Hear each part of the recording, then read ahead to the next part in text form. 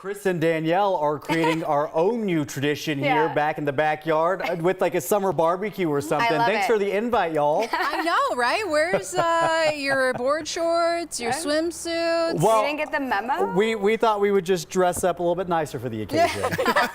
I know, you guys, man, we should turn on the grill. We should. Maybe we got one right over there. Hot dogs or something for lunch. No, we're just having fun out here.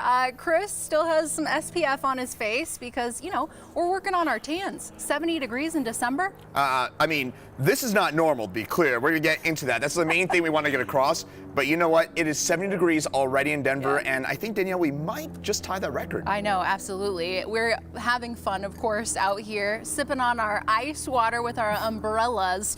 But yes, cheers, my friend. But like you said, this is anything but normal, but this is potentially our new normal as we look at these temperatures continuing to climb. And it's not just today, it's been the past week, it's been the past month, it's been the past 6 months.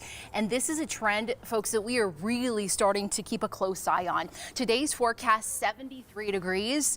Look at the average, 47. I know, nearly 25 degrees above that average, and certainly it looks like we could tie the record today.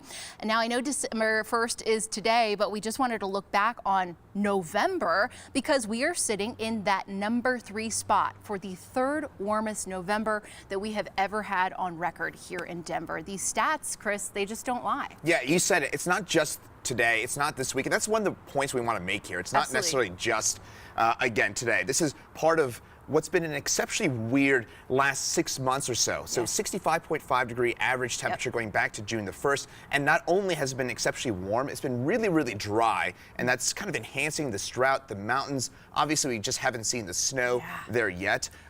It's been, again, exceptionally weird going back not only, again, this week, this month, going back to June the 1st, and going back, frankly, 20 plus years at this point beyond that. Yeah, it's tough looking at the snowpack numbers too, as we're just kind of starting to get into the snowfall season, and the ski resorts are like, come on, we need that snow. They're trying to make it, but the temperatures have just been too warm even to fire up the guns and get them going. So I know here in Denver, as far as the precipitation goes, less than 2 inches, Chris.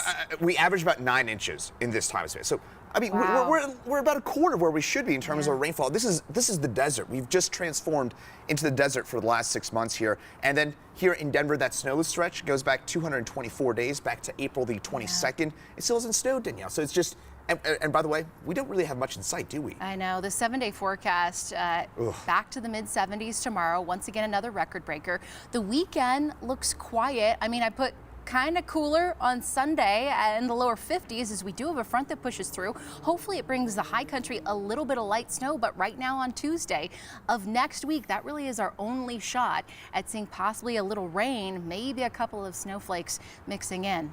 It is just crazy. And our average high, by the way, is 47, so we might get close to that at some point in the next 7 days. Unbelievable, but hey, thanks for joining us here. Again, we're saying this with a little bit of fun, but also a little bit of serious notes that this is a very serious point, but we'll be right back here on 9 News.